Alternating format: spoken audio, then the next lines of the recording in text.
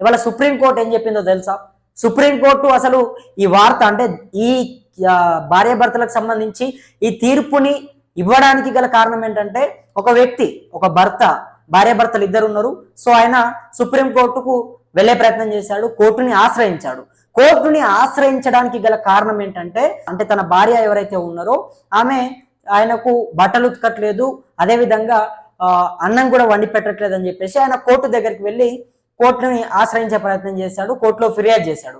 అయితే ఆయన ఫిర్యాదుని సుప్రీంకోర్టు ధర్మాసనం పూర్తిగా కూడా స్వీకరించిన తర్వాత ఇక ఒక తీర్పు అయితే ఇచ్చింది.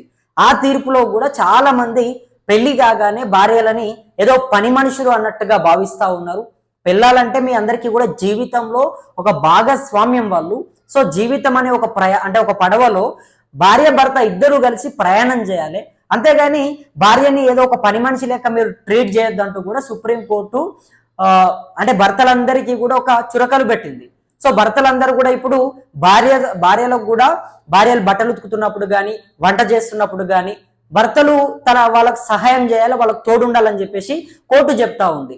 ఎందుకంటే చాలా మంది ఏం చేస్తూ ఉంటారంటే, ఉద్యోగాల నుంచి రాగానే భర్తలు సోఫాలలో కూర్చొని టీవీలు చూసుకుంటూ కాస్త విశ్రాంతి తీసుకుంటా ఉంటారు. సో అటువంటి వాళ్ళందరూ కూడా భార్యలకు కూడా తోడుండాలి.